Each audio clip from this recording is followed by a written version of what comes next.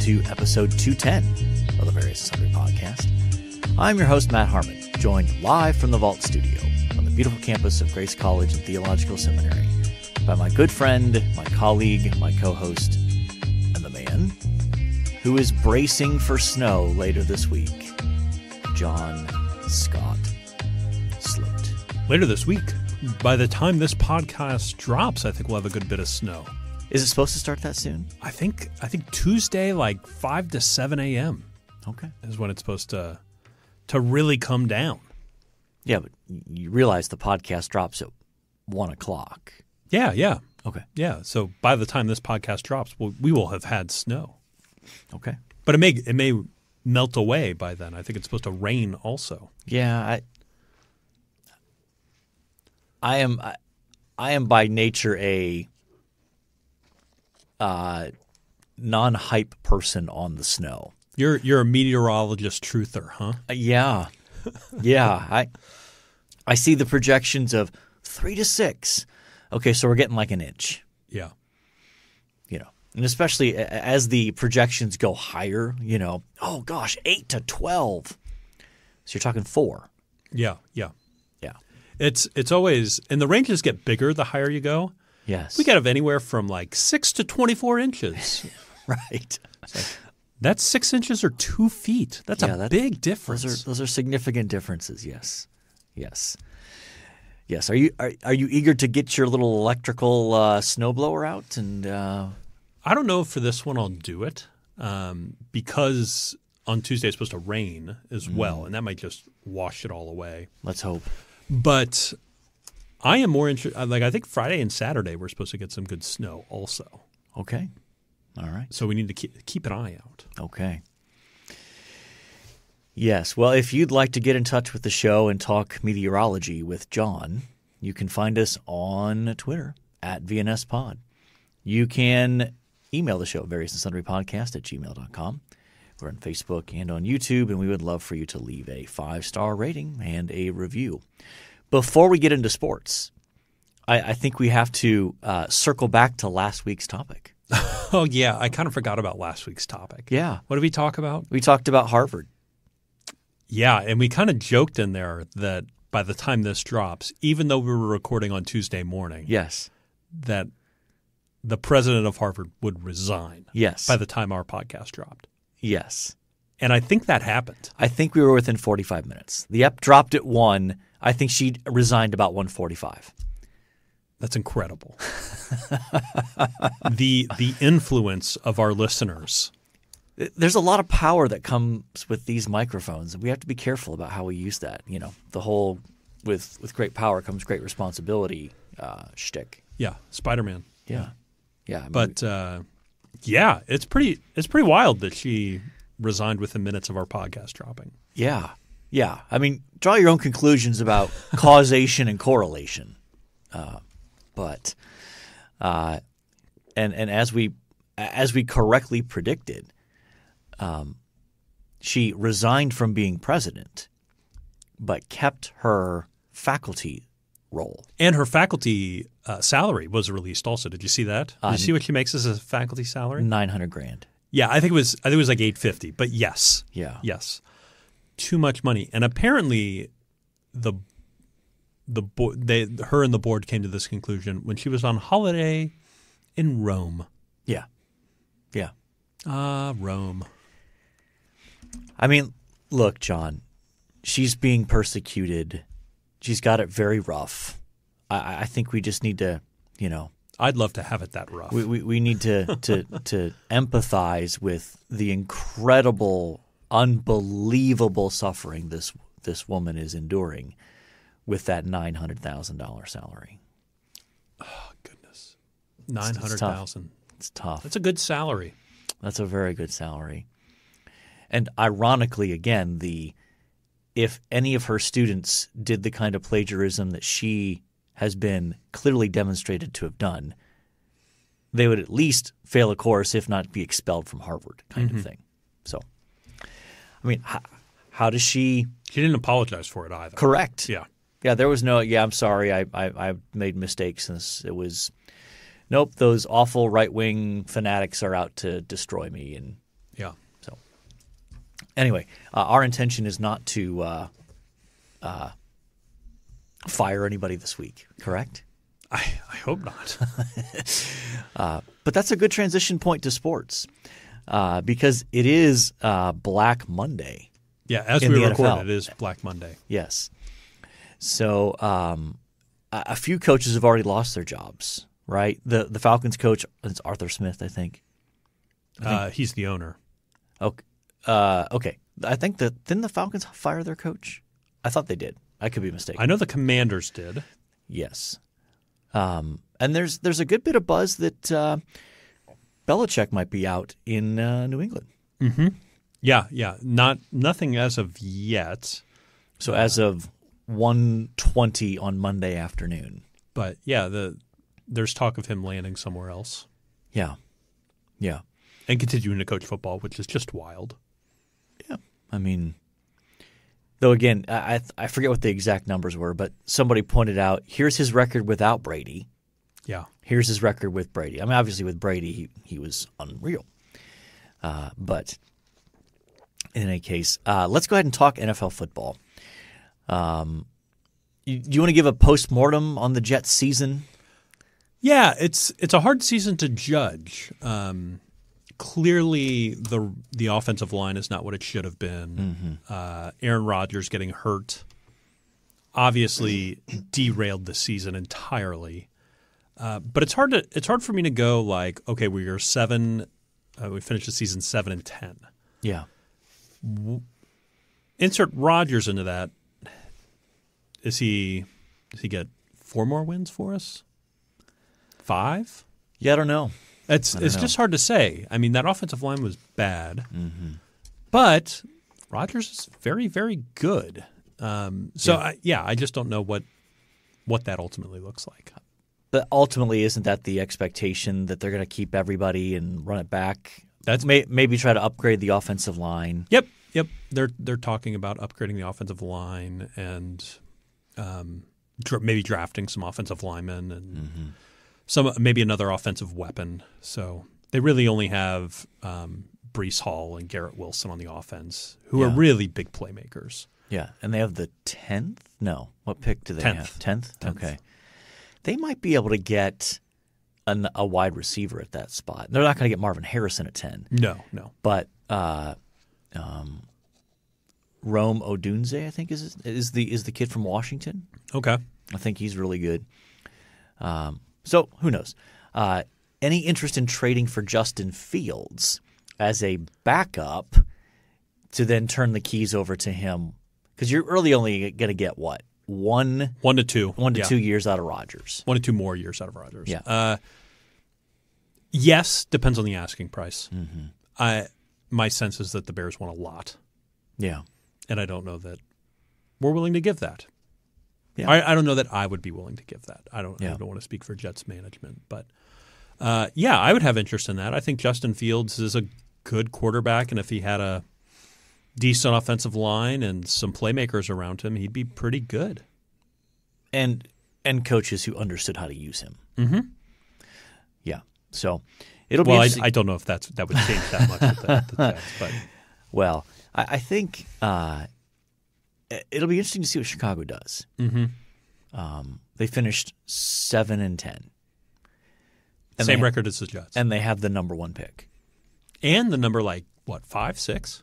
I think it's higher than that because it's their own pick at like 9 or 11, somewhere in there. That's right around the Jets pick at 10, I think. So that'll be interesting to see if they decide let's start over with Caleb Williams of USC. I think his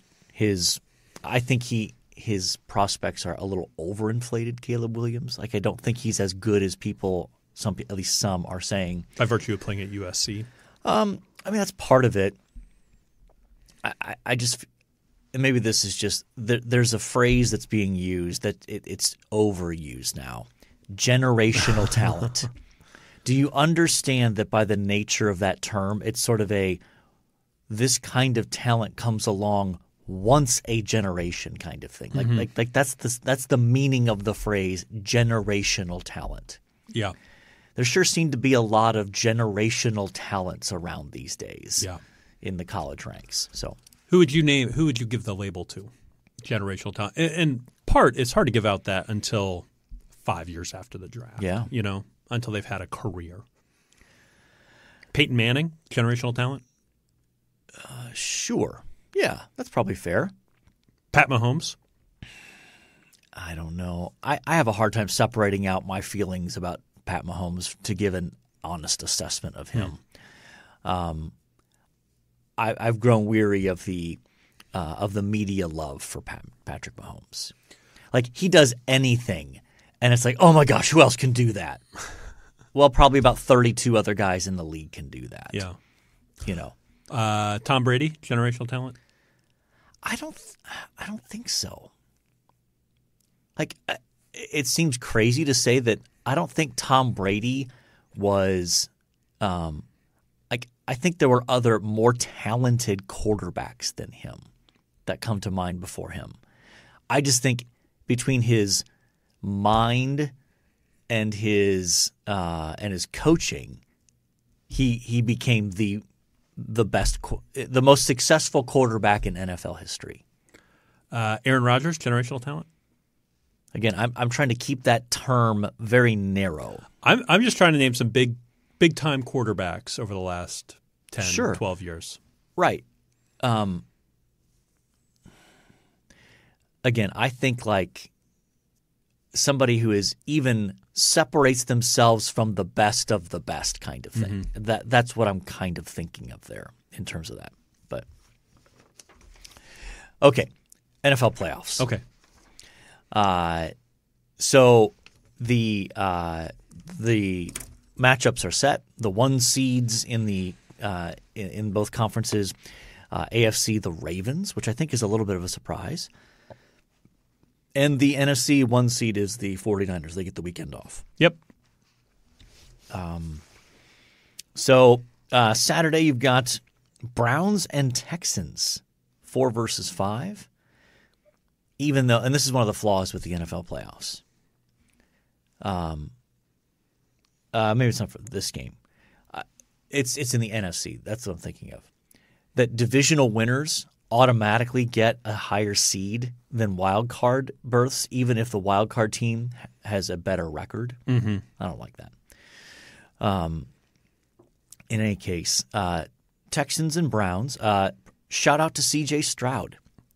He's been great. He's had a good season. He's been great. He's had a good season. Yeah. And, despite the fact that he's a Christian, you still appreciate him?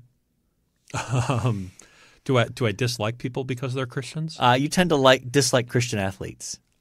I dislike Tim Tebow. Is that what we're basing this on? Largely. Largely? Others? Yes. You seem to be averse to athletes. Well, I will not put words in your mouth. What is it you don't like about Tim Tebow?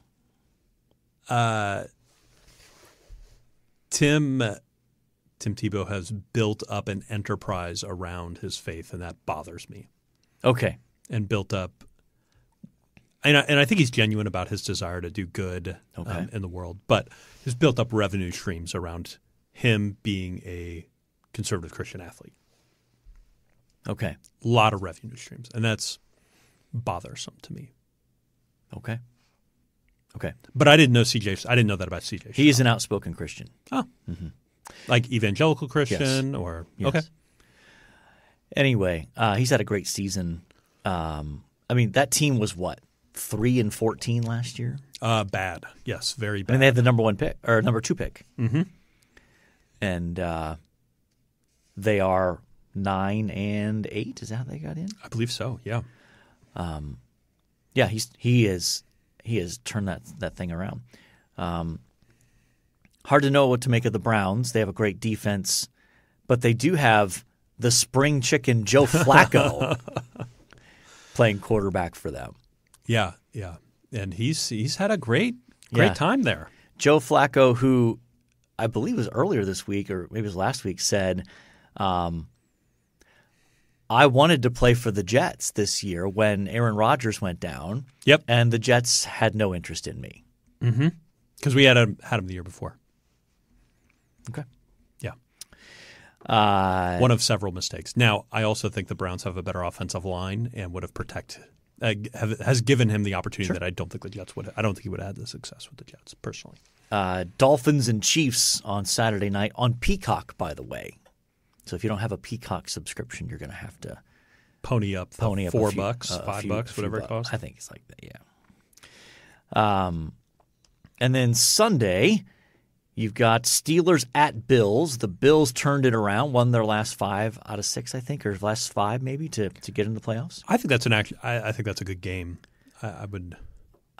Here's why it could be a good game. Josh Allen turns the ball over at a staggering rate. Mm-hmm. Staggering rate. And the Steelers still have a very good defense. Yeah, but their offense is terrible.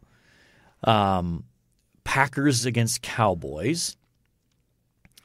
And then Rams against Lions, which, by the way, can we just reiterate how much the Lions got hosed? Because if they would have won that game against the Cowboys, I think they would have been the number 1 seed and therefore had a bye.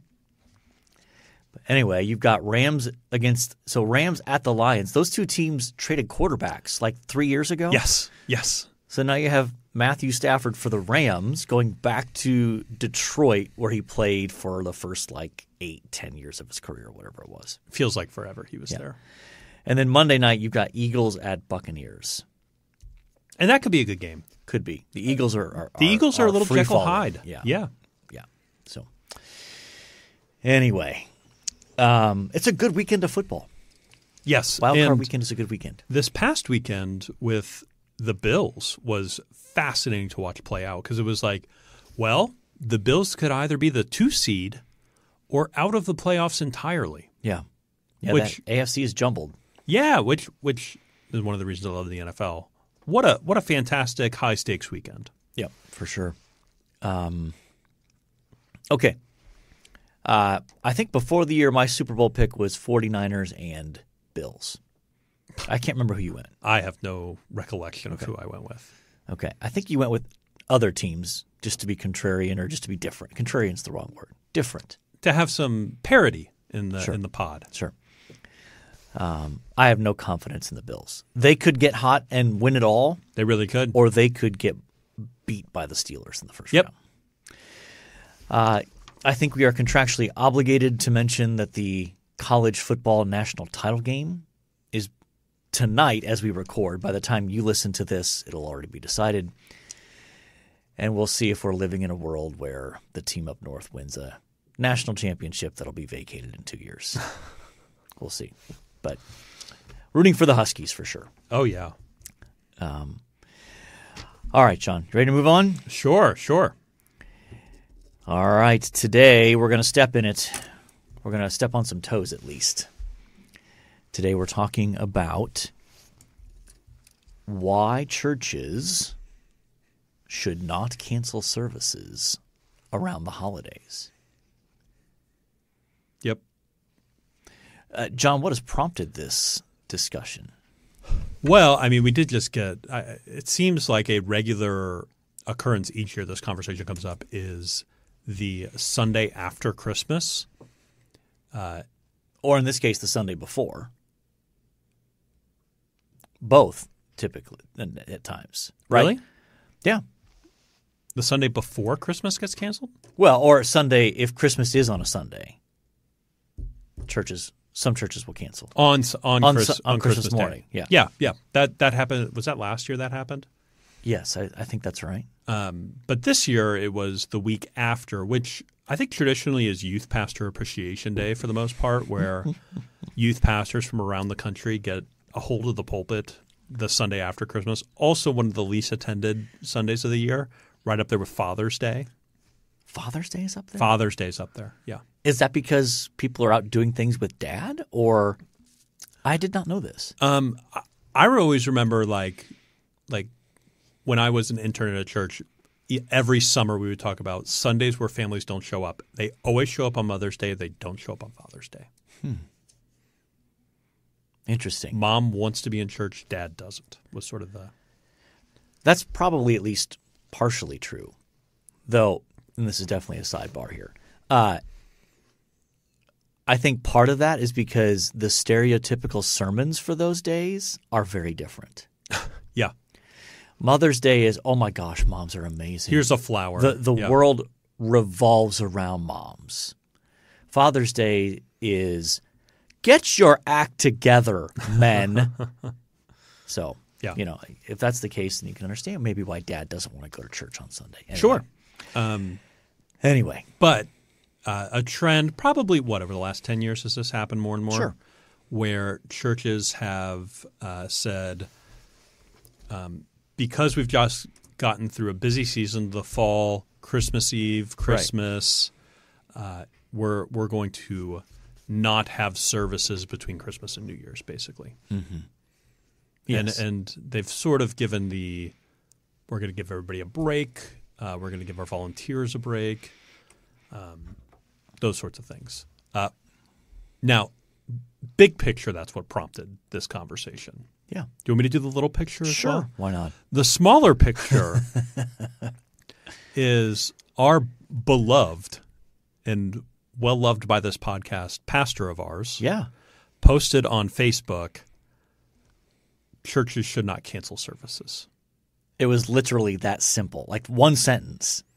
And that was the first post. It created a firestorm. I think is that a fair assessment? A robust discussion in the comments about when is it okay to cancel services and when is it not okay to cancel services. Yeah, and he actually had a clarifying post later on that was quite good, lengthy, outlining why he stands by his original statement, while also noting like my original statement has room for nuance in it as well and some different things. So that's what prompted this conversation. Yeah. We always appreciate our pastor giving us content. Yeah. Does he know we're doing this today? No. Okay. I didn't tell him. But I didn't tell him either. But he will he is one of the earliest listeners to the podcast. Like when it launches. He's like it launches at 1. He's like a 1:05 listener. Yeah, absolutely. I wonder if we're in his calendar to listen to the podcast at 1 o'clock on Tuesdays. That's a fair question. He posted a lengthy kind of clarification, explanation. And so I think that was really helpful. But yes, that is the sort of the smaller, the smaller reason for doing this. It's a long post. Okay, John, let's talk a little bit about why churches do this. You mentioned it, but let's kind of unpack that just a little bit in terms of and I'll give you a chance to respond to these reasons. Mm-hmm. Giving the pastors/staff a break. Mm-hmm. Respond to that. Like they do say that. Yes. But yeah. Why is this insufficient? Is that what you're asking? Or why is this not? Why is this not a valid reason to cancel all services and just be like, nothing's happening? Well, fundamentally for me, it gets back to why do we meet on Sunday? Mm-hmm. Ultimately, we meet on Sunday because to remember that the Lord Jesus has risen, and in the name of rest, we're missing a bigger piece of who is the ultimate rest in that. Mm-hmm. And so to say like, well, we want to give everybody rest, or we want to give everybody a break, we want to give our staff a break, I think they often say the band or our volunteers a break as well. It's just like we're fundamentally missing something about what church is and why we meet weekly. Yeah. So that's my response to that. Okay. So yeah, and I agree. I think that what that makes me wonder is, do you really understand what happens on the Sunday gathering? Mm-hmm. That it's not just a sort of check the box, we put on a show every Sunday kind of thing. We enter into the presence of God together with our spiritual family and enter into the worship that is already going on in heaven right now around the throne 24/7. And that we enter into that. And so I think, that's a big part of it to me is I really don't think we get what that Sunday gathering is designed by God to do, that nothing else is designed to do it that way.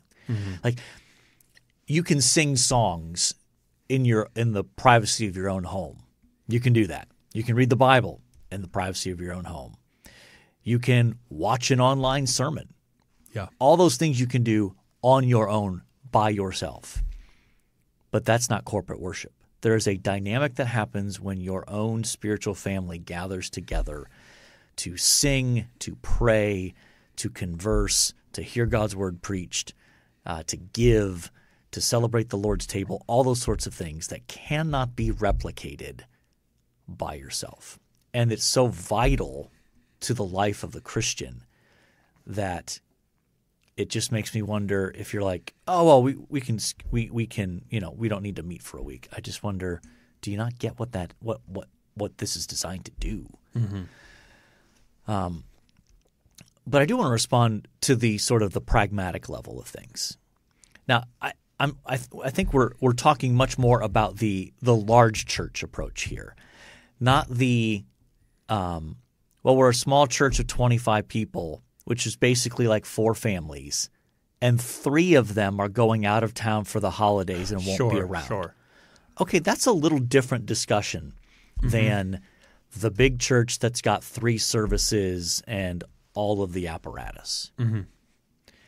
I just want to say, have you considered not having all of the apparatus for the service? Don't have nursery. Don't have childcare. Have one person play the piano or play the guitar and lead singing. Have a pared down sermon. Have a pared down sermon. That's it. Like, you don't have to do all of the big things to have a service. Yeah. And if that means some people won't show up, then that's them. I don't think that's a great thing. I could even just preparing people like, all the kids are going to be in here. It's probably going to be a little noisy. Yeah. Okay, well, I think we can deal with that for a week, for the sake of worshiping together. Embrace it. There is also and I'm formulating this thought in my mind as I'm saying it, so bear with me, and we may just be like, that was not useful whatsoever at the end of this. Well, we don't edit content out. Yeah, so everybody's going to hear it. But there is something about when pragmatism is your your controlling principle. The things that you say are your principles and that are important to you are all up for grabs at that point. Yeah. And so I do fear the sort of just like pragmatic sort of just like, well, we're going to, yes, Gathering Sunday is very important, but because of these pragmatic realities, we're going to break away from one of our principles. And I also want to say, like, I am all for loving your pastors and staff well. But it doesn't just have to be during this time of the year. Yeah. Like, love them well the whole year. So maybe instead of giving the pastors the break at Christmas and New Year's by shutting everything down, maybe you give them the break during July or April or October.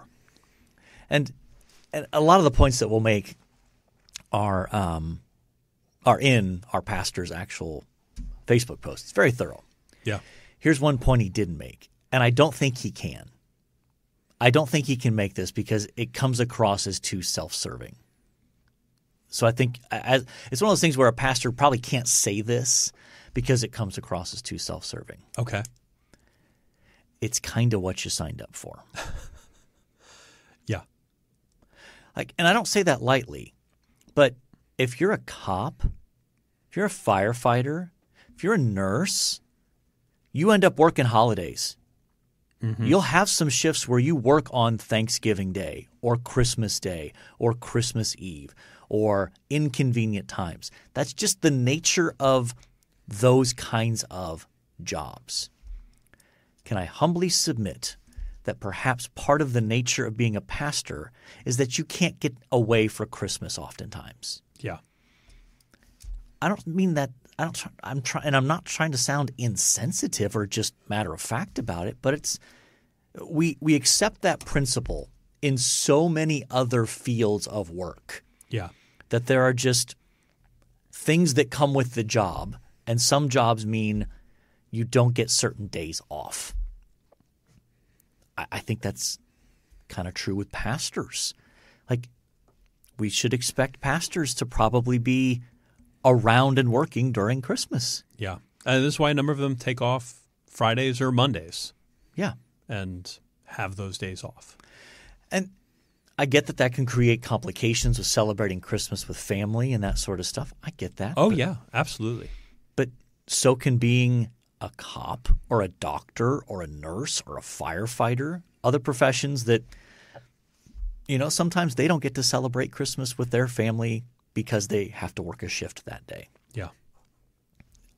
So I know our pastor really can't probably say that because he feels like it's too directly kind of taking a shot maybe at fellow pastors. And that's the last thing that our pastor wants to do. Yeah. So I'm just going to speak for myself in saying I think it's kind of part of the job and that it's kind of part of what you sign up for. Mm-hmm.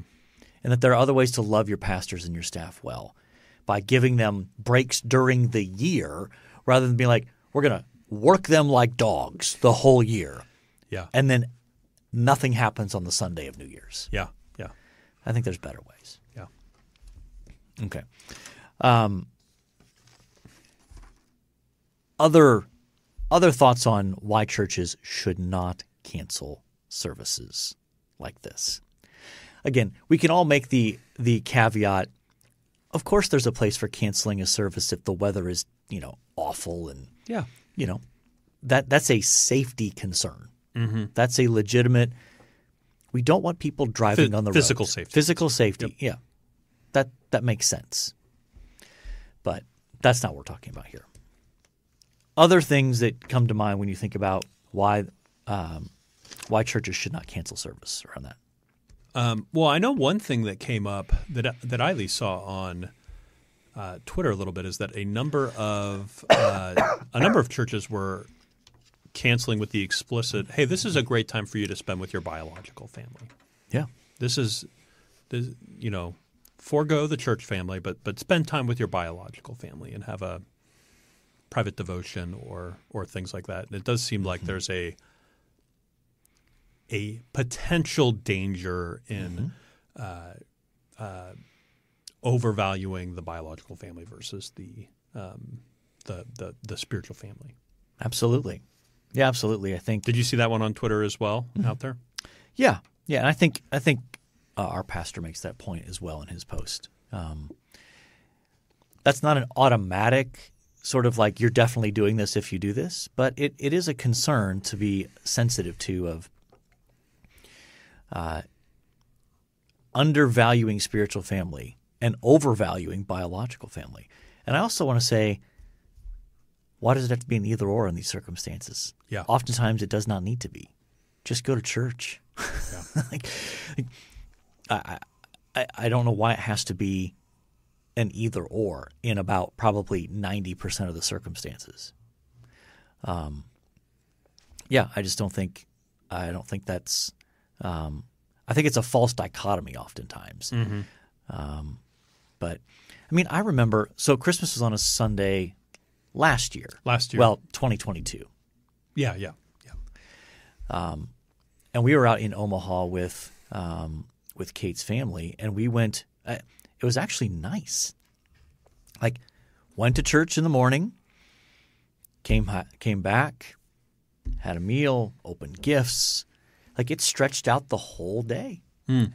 And it was just a rich time of enjoying each other, opening gifts, that sort of stuff. It was a lot of fun. I enjoyed it. And I remember having a conversation with our new worship leader, Ben, our Brit. Oh, yeah.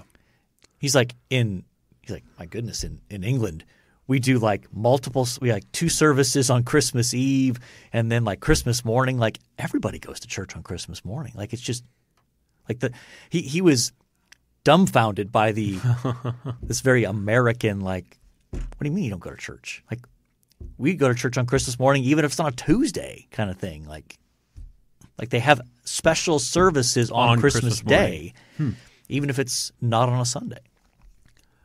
Speaking of our new worship leader, yeah, there was a good bit of sneering in the congregation yesterday when he goes, 1 John. That's the British way. I know. Well, then somebody stood – did you catch this? Yes. Somebody stood up to read a passage of Scripture. I can't remember what book they were reading out of. Do you remember? But it was one that had first, second, or third. And they go, 1 Corinthians or something like that. And I'm just like, oh, we can't start doing this. This is not something we can adopt as a church. Okay, but be honest. Is it because of Trump? No. During the campaign, no. This is a. I separated from England a number of years ago in 1776. Okay, all right. I am not offended by the 1 Peter, 1 John. I will not adopt it myself, but I'm not offended by it. I'm more tempted to pick up Isaiah than I am to pick up 1 Peter, 1 John, etc. Yeah. But when people say Isaiah, I always go like, what are they talking about? and then I have to connect those dots. Yeah. Though here's the thing. I feel like if I did that, it would look like you're trying too hard, dude. Yeah, absolutely. You're trying too hard. Absolutely. Yeah. I can't pull it off. I have no reasonable reason to do that other than trying to sound pretentious. Yes. So it would sound very pretentious. Yes, indeed.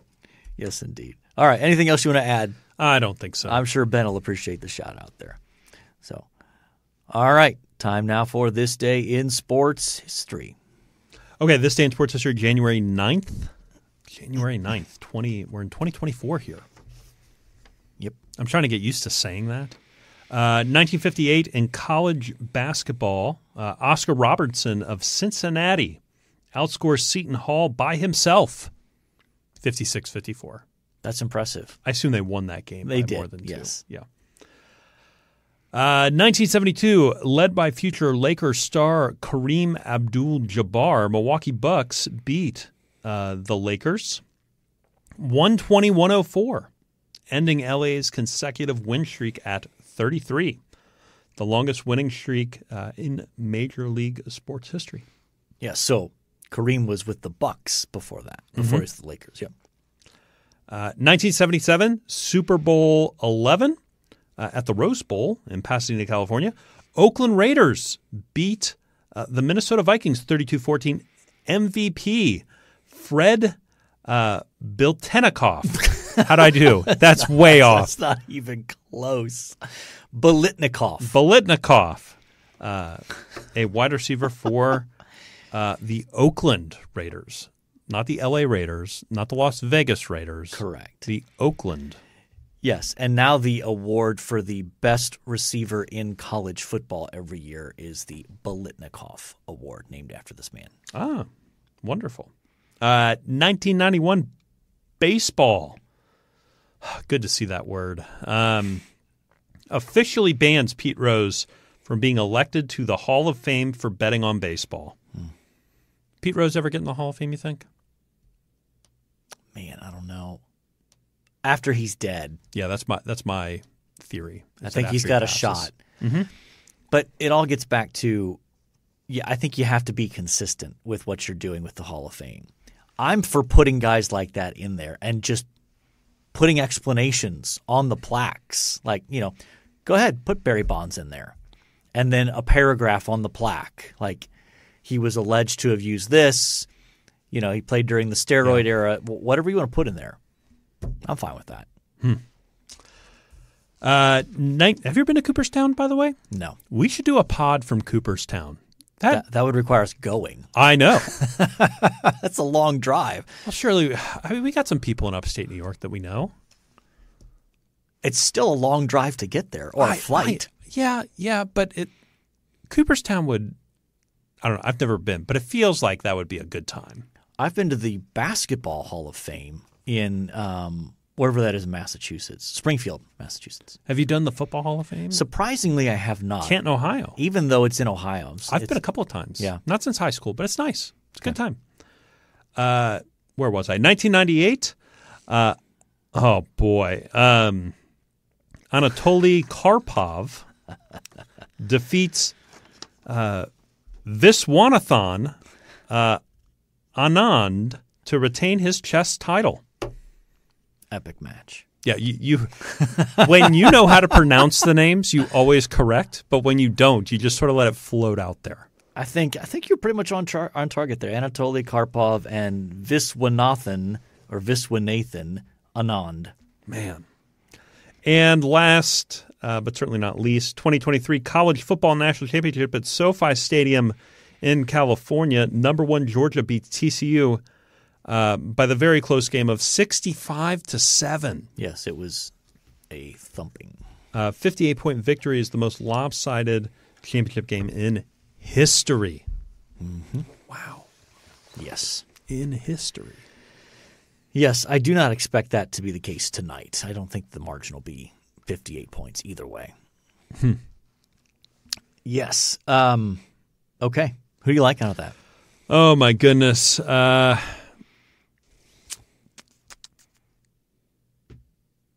Maybe Oscar? What do you think of Oscar? I like Oscar Robertson. I think he's a undervalued basketball great. I'm just trying to look through here. I think we've done Oscar at least once or twice before, potentially. We've done Kareem before for sure. Yeah, for sure. We've definitely done Pete Rose before as well. But I'm good with Oscar. I don't feel like we've done a ton with him. Let's go with that. And it's a pretty impressive accomplishment, outscoring a team by yourself. Yeah, you see that at the high school level. Not all the time, but like it's not uncommon at the high school level where you've got a great high school basketball player that just dominates. But at the Division I college level, that just doesn't happen. Yeah. So, all right, one thing you liked. I am going to go with the new look New York Knicks. They are undefeated since they've traded for their new I think, small forward, who Lee in Indiana texted me the pronunciation to his name. I still don't know how to pronounce it, but they are undefeated and beat the Sixers by 30 points. Wow. Or excuse me, the 76ers by 30 points, and they've had it's been a lot of fun. So you're now starting to pay attention to the NBA. As Knicks are on a 4 or 5 game winning streak now, yeah, this is getting exciting. Okay. Yes, it was brought up in the house. We're talking about rugby actually, and then my wife says to me, "You've got to revive your interest in cricket." I said, "That's more of a summer thing for me." Yeah. So she was suggesting it will be my new evangelistic ministry this upcoming summer because there's a group of Indians in our town that play regularly. So we'll see if that happens. I'm going to go with a book that I started. You would enjoy this book. You should put it on your list. Really? What's the name of it? It is Andrew Wilson, Remaking the World. I've heard of this. It is excellent. Now, I'm only a few chapters in, but basically it's about how the year 1776 basically created the modern world. And what's interesting, and it's not just it's hardly even mentions or very little about the American Revolutionary War. It's about all these other things that happened in 1776 that contributed to our contemporary culture. He is a pastor in London, Is he in London? Okay. But he has degrees in history and theology from Cambridge and King's College in London. So he's a very intelligent man. So it's well written. It's also in the first couple chapters. I just finished a section where he weaves in a whole string of pop culture references and explains how they illustrate some of the larger cultural trends that started back in 1776 or were accelerated in 1776. He had a whole section in there on the musical Hamilton, which would have warmed your heart. Yeah. So, so that is I've started it. It's excellent. I actually had a conversation with him at Gospel Coalition. Oh, yeah. Back in September. So seems like a good dude. So that is my one thing I liked. Wonderful. All right, we have talked NFL football playoffs. We have talked why canceling service around New Year's or holidays is not what you should do. We have talked about Oscar Robertson. We have talked about the new look New York Knickerbockers. And we have talked about remaking the world. And so I think by definition, we have covered our various and sundry topics. And all that's left to say is, until next time, the Lord bless you all real good. Later.